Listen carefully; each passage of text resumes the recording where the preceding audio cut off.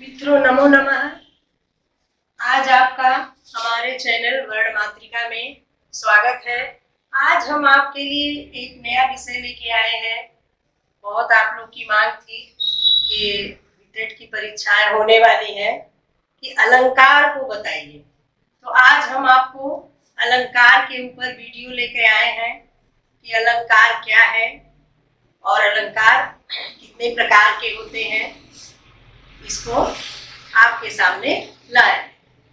तो सबसे पहले मित्रों देखिए, अलंकार। अलंकार जो है, अलंकार का शाब्दिक अर्थ तो आभूषण होता है। आभूषण अर्थात जिससे महिलाएं अपने को सजाती हैं या श्रृंगार करती हैं, अलंकृत करती हैं, वह अलंकार है। लेकिन हम जो है काव्य शास्त्र के अलंकार के बारे में बताएंगे। जो काव्य शास्त्र में अलंकार है, अर्थात जो काव्य के शोभाधायक है, काव्य की शोभा को बढ़ाने वाले हैं, उस अलंकार की हम चर्चा आपके सामने कर रहे हैं। और मित्रों, अलंकार के जनक भामह को माना जाता है, अर्थात अलंकार संप्रदाय के प्रवर्तक आचार्य भामह है। यह आप ध्यान रखिएगा क्योंकि बार बार आपसे प्रतियोगी परीक्षाओं में पूछा जाता है। तो अलंकार, अलंकार की निष्पत्ति कैसे हुई है देखिए। पहले अलम क्री धय, अलम क्री धय से अलंकार की निष्पत्ति हुई है। अलम जो है मित्रों अव्यय है और क्री धातु है, धय प्रत्यय है, अर्थात अलम क्री, अलम अव्यय और क्री धातु और धय प्रत्यय से अलंकार शब्द की निष्पत्ति हुई है। और अलंकार जो है, चूंकि इसमें धय प्रत्यय लगा है, इसलिए अलंकार शब्द जो है पुल्लिंग है। अलंकार पुल्लिंग शब्द है। जहां पर धय प्रत्यय लगा होता है वह शब्द नित्य रूप से पुल्लिंग माने जाते हैं। तो अलम का तात्पर्य क्या होता है मित्रों? शोभावर्धक, अर्थात शोभा को बढ़ाने वाला, अलंकृत करने वाला, आभूषित करने वाला, विभूषित करने वाला, यह जो है हो गया। तो अलम शोभावर्धक अर्थात जो काव्य की शोभा को बढ़ाता हो उसे अलंकार कहते हैं। जो काव्य की शोभा को बढ़ाता हो उसे हम अलंकार कहते हैं। इसके विषय में जो है परिभाषाएं जो दी गई हैं आपके समक्ष हम रख रहे हैं कि अलंकरोति इति अलंकार, अलंकरोति इति अलंकार, जो अलंकृत करता है वह अलंकार होता है। अर्थात जो आभूषित करता है, विभूषित करता है, वह अलंकार होता है या उसे अलंकार कहते हैं। कभी कभी प्रतियोगी परीक्षाओं में आपसे पूछ देता है अलंकरोति इति किम, तो आपको लिखना पड़ेगा अलंकरोति इति अलंकार, बताना पड़ेगा। अर्थात शोभावर्धक तत्व को अलंकार कहते हैं या जो आभूषित करता है उसे अलंकार कहते हैं। दूसरी, काव्य शोभा करान धर्मान अलंकारान प्रचक्षते। काव्य शोभा करान धर्मान अलंकारान प्रचक्षते, अर्थात काव्य का शोभावर्धक तत्व अलंकार कहलाता है। और अगला देखिए, अलंक्रियते अनेन इति अलंकारम। इसमें भी ऐसे पूछ देता है अलंक्रियते अनेन इति किम, आपसे प्रतियोगी परीक्षाओं में पूछ देता है कि अलंक्रियते अनेन इति किम, तो क्या लिखेंगे आप, क्या बताएंगे? अलंक्रियते अनेन इति अलंकार, अर्थात जिसके द्वारा कोई पदार्थ आभूषित होता है उसे अलंकार कहते हैं। हम मित्रों जो है अलंकार के बारे में अनेक कवियों ने अनेक तरह से अपनी अपनी परिभाषाएं दी हैं। अब हम उसको आपको बताते हैं। तो मित्रों, हमारे यहाँ जो है जैसे कुछ संप्रदाय माने गए हैं, जैसे अलंकार संप्रदाय हुआ, रस संप्रदाय हुआ, औचित्य संप्रदाय हुआ, ध्वनि संप्रदाय हुआ, रीति संप्रदाय, इस तरह से जो है संप्रदाय माने गए हैं। 6 संप्रदाय हैं। तो इसमें जो अलंकार संप्रदाय जो है इसके आचार्य भामह हैं, इसीलिए अलंकार के जनक भामह को कहा जाता है। जैसे कि हमारे जो है काव्य शास्त्र में जैसे रस संप्रदाय के प्रवर्तक आचार्य भरत मुनि हैं, उनको माना गया है। उन्होंने कहा भी है कि विभावानुभाव व्यभिचारी संयोगात रस निष्पत्ति बताया है। तो ऐसे ही जैसे भामह है, अभी इन लोग अपना काव्य लक्षण दिए हैं कि शब्दार्थो सहितो काव्यम। आचार्य मम्मट ने दिया है तद दोषो शब्दार्थो सगुणो वनलंकृति पुनः क्वापि। आचार्य विश्वनाथ ने कहा है कि वाक्यम रसात्मकम काव्यम, और कुंतक का है वक्रोक्ति काव्य जीवितम, और आचार्य आनंदवर्धन ने ध्वनि को काव्य माना है। ध्वनि की आत्मा, ध्वनि ही काव्य की आत्मा है कि ध्वनिरात्मा काव्यस्य। इस तरह से सभी लोगों ने अपना अलग अलग लक्षण दिया है। तो ऐसे ही रस संप्रदाय के आचार्य जो हैं भरत मुनि हैं, और यहाँ जो है हम अलंकार संप्रदाय को बता रहे हैं। तो अलंकार संप्रदाय के आचार्य कौन है? भामह है। तो अलंकार संप्रदाय के आचार्य काव्य में, आचार्य अर्थात भामह ने काव्य में अलंकारों को प्रधान मानते हैं। वह जो है अपने काव्य में अलंकार को ही प्रधान मानते हैं। इसका अंतर्भाव रसवद अलंकारों में करते हैं। इस अलंकार का जो है अंतर्भाव किसमें करते हैं? रसवद अलंकारों में करते हैं। रसवद जो है रसवद, प्रेय, ऊर्ध्वस्विन और समाहित 4 प्रकार के रसवद अलंकार माने जाते हैं। जैसे कभी कभी परीक्षाओं में पूछा जाता है कि रसवद अलंकार कितने प्रकार के होते हैं, तो आपको बताना पड़ेगा कि रसवद अलंकार 4 प्रकार के होते हैं। और कौन कौन से होते हैं? तो रसवद, प्रेय, ऊर्ध्वस्विन और समाहित, यह 4 प्रकार के रसवद अलंकार माने जाते हैं। अब मित्रों जो है, अब हम अलंकार का लक्षण बताते हैं कुछ लोगों के अनुसार। देखिए, सबसे पहले हम आचार्य मम्मट के अनुसार बता रहे हैं। आचार्य मम्मट का बहुत ही महत्वपूर्ण ग्रंथ है। कौन सा है? काव्य प्रकाश। काव्य प्रकाश है। तो इसमें जो है 10 उल्लास है काव्य प्रकाश में। तो इनका जो है लक्षण क्या है अलंकार का? यह करते हैं उपकुर्वन्ति तम संतम ए अंग द्वारेण जातुचित हारादिवद अलंकार आस्ते अनुप्रासोपमादय। यह जो है काव्य प्रकाश के अष्टम उल्लास में दिए हैं इसको लक्षण। जैसे इनके सप्तम उल्लास में काव्य दोष है, अष्टम में काव्य गुण है, उसके बाद अलंकार का लक्षण देते हैं। और नवम उल्लास में इनका जो है शब्दालंकार है, दसम उल्लास में अर्थालंकार है। कभी कभी प्रतियोगी परीक्षाओं में पूछता है कि इसके शब्दालंकार का वर्णन किस उल्लास में आचार्य मम्मट ने किया है, या अर्थालंकार का प्रयोग किस उल्लास में किया है, तो आपको यह बताना पड़ेगा कि शब्दालंकार का प्रयोग आचार्य मम्मट ने अपने काव्य प्रकाश में नवम उल्लास में किया है, और अर्थालंकार का प्रयोग इन्होंने जो है काव्य प्रकाश के दसम उल्लास में किया है। तो क्या मतलब? उपकुर्वन्ति, उपकुर्वन्ति अर्थात उपकार करते हैं। कहाँ उपकार करते हैं? तम संतम ए अंग द्वारेण जातुचित, मतलब जो अंगभूत, अंगभूत कौन है? शब्द और अर्थ के द्वारा विद्यमान होने वाले उस अंगी मुख्य रस को हारादिवत अलंकारास्ते, हार आदि के समान कभी कभी उपकुर्वन्ति अर्थात उपकार करते हैं। तम संतम, वे कौन? वे अलंकार, वे अनुप्रास, उपमा आदि अलंकार कहलाते हैं। कि जो अंगभूत शब्द के द्वारा, जो अंग द्वारेण जातुचित, जो अंगभूत शब्द और अर्थ के द्वारा विद्यमान होने वाले उस अंगी मुख्य रस को हार आदिवत अलंकारा से, हार आदि के समान कभी कभी उपकुर्वन्ति, उपकुर्वन्ति तम मन उपकार करते हैं या अलंकृत करते हैं, वे अनुप्रास आदि, अनुप्रास उपमा आदि अलंकार कहलाते हैं। अर्थात जैसे किसी भी रमणी को हार और कंगन, कान में का या झुमका, टीका जो भी है, जैसे किसी रमणी की शोभा को बढ़ाता है, अलंकृत करता है, वैसे ही ये अनुप्रास उपमा आदि जो है अलंकार कहलाते हैं। अब इसमें जो है अनुप्रास आदि कह दिया, इसका मतलब क्या है,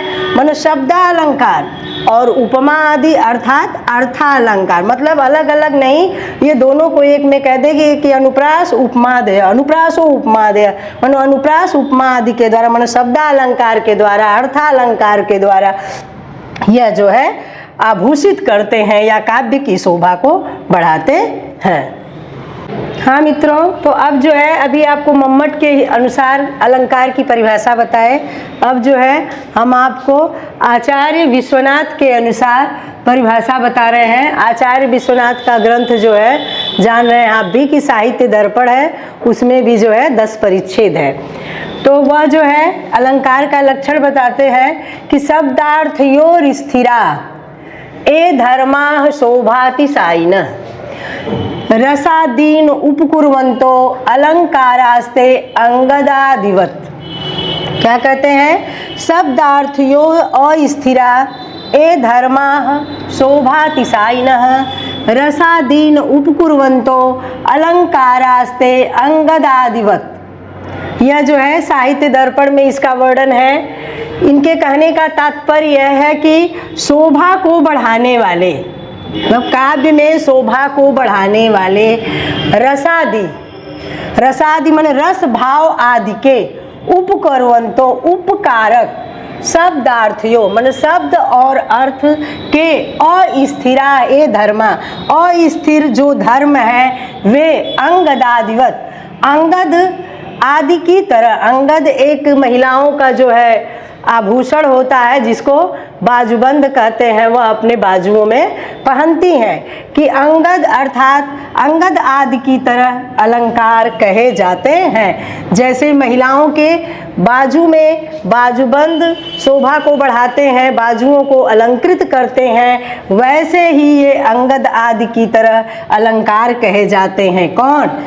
कि शोभा को बढ़ाने वाले रस भाव आदि के उपकारक, जो शब्द और अर्थ के अस्थिर धर्म हैं, शब्द और अर्थ के जो अस्थिर धर्म हैं वे अंगद आदि की तरह अलंकार कहे जाते हैं। अब आचार्य दंडी अपने मत को देते हैं। आचार्य दंडी के अनुसार क्या है, इनकी रचना कौन है, ग्रंथ कौन है, इनका ग्रंथ जो है काव्यादर्श है। तो काव्यादर्श में इन्होंने दिया है क्या, अलंकार की परिभाषा, काव्य शोभाकरान धर्मालंकारान प्रचक्षते। काव्य शोभाकरान धर्मालंकारान प्रचक्षते। यह जो है मित्रों आचार्य दंडी का काव्य लक्षण है। सभी लोग अपना अपना काव्य लक्षण दिए हैं। तो यह जो है, अरे हाँ, अलंकार का लक्षण मित्रों, यह जो है आचार्य दंडी के अनुसार अलंकार का लक्षण है कि काव्य शोभाकरान धर्मान अलंकारान प्रचक्षते, अर्थात काव्य के शोभाधायक धर्म को अलंकार कहा जाता है। मतलब काव्य के शोभाधायक, मतलब काव्य में जो शोभा को बढ़ाते हैं, शोभावर्धक हैं, जो ऐसे धर्म को धारण करते हैं उसे अलंकार कहा जाता है। कि काव्य के शोभाधायक धर्म को अलंकार कहा जाता है। हाँ तो मित्रों, अब जो है अलंकार के बारे में आप जान गए कि अलंकार क्या होता है। अब हम आपको अलंकार के भेद बता रहे हैं। अलंकार 3 प्रकार के होते हैं या अलंकार के 3 भेद हैं। कौन कौन से मित्रों? शब्दालंकार, अर्थालंकार और उभयालंकार। 3 अलंकार हैं, शब्दालंकार, अर्थालंकार और उभयालंकार। शब्दालंकार किसे कहते हैं?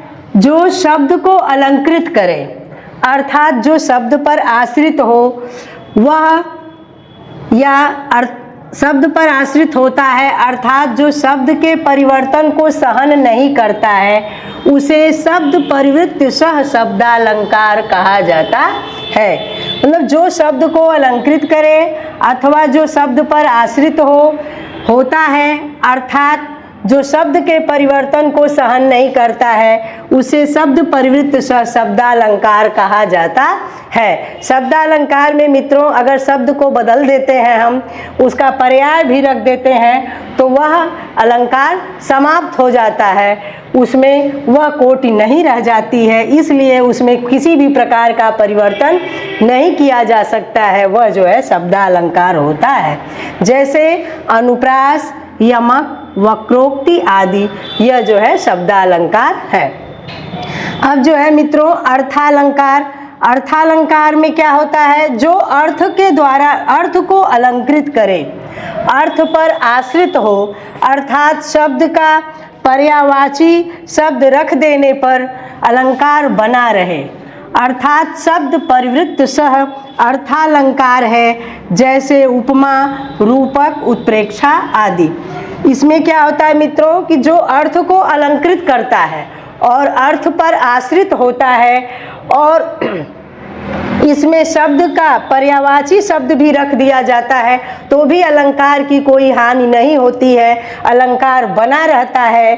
अर्थात यह शब्द परिवृत्त शब्द परिवर्तन को सहन कर लेता है, यह जो है अर्थालंकार है। जैसे उपमा, रूपक, उत्प्रेक्षा आदि, यह जो है अर्थालंकार है।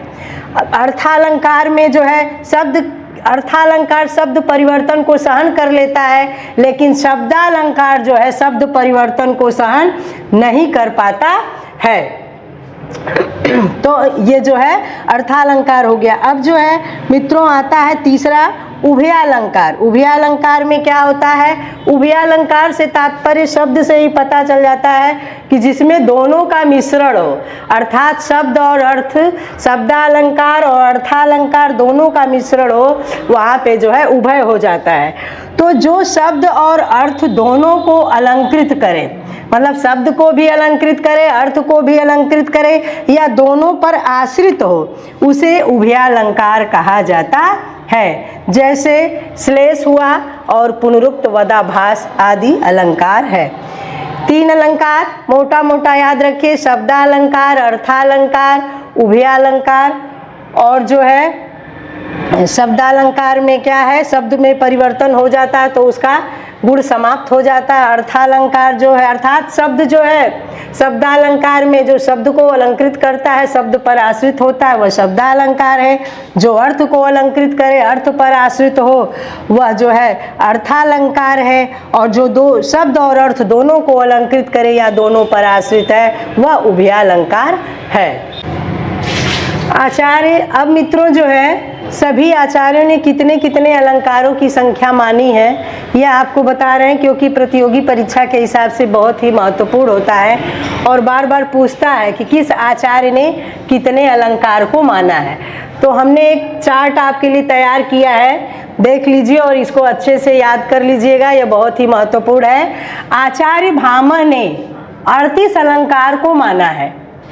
आचार्य भामह 38 अलंकार को मानते हैं और आचार्य दंडी ने 35 अलंकार को माना है। आचार्य उद्भट ने 41 अलंकार को माना है और मित्रों आचार्य रुद्रट ने 26 अलंकार को माना है और आचार्य मम्मट ने 67 अलंकार को माना है। शब्दालंकार, अर्थालंकार मिला के सब 67 अलंकार को माना है। आचार्य रुय्यक और आचार्य विश्वनाथ ने, दोनों लोगों ने 78 अलंकार को माना है और आचार्य जयदेव ने 100 अलंकार को माना है। यह तो पूरा शतक ही पूरा कर दिए हैं। तो आचार्य जयदेव ने 100 अलंकारों को माना है और आचार्य कुवलयानंद ने 120 अलंकारों को माना। सबसे ज़्यादा अलंकारों को मानने वाले में कौन है? आचार्य कुवलयानंद। शतक बनाने वाले कौन है? आचार्य जयदेव। इस तरह से हम जो आपको ग्राफ बनाए हैं देख लीजिए, नोट कर लीजिए, इसको याद कर लीजिए कि किन किन आचार्यों ने कितने कितने अलंकार को माने हैं। कभी कभी पूछ देता है परीक्षाओं में, अक्सर पूछ देता है, जैसे आचार्य मम्मट ने कितने अलंकारों को माना है। तो इसमें भ्रम की स्थिति न रहे, इसलिए हमने ये ग्राफ बनाया आपको। आप अच्छे से देख लीजिए, समझ लीजिए, यह आपके लिए बहुत ही महत्वपूर्ण है। तो मित्रों, आज की वीडियो हमारी यहीं तक। अगर आपको हमारी वीडियो पसंद आई हो तो लाइक करिए और अपने मित्रों में शेयर करिए कि बहुत से ज़्यादा लोग इसका लाभ ले सकें। और अगर आप हमारे वर्ड मातृका चैनल पर नए हों तो सब्सक्राइब कीजिए। इसी के साथ आपको बहुत सारी शुभकामनाएं कि आप परीक्षा में सफलता प्राप्त करें। आपको बहुत बहुत धन्यवाद।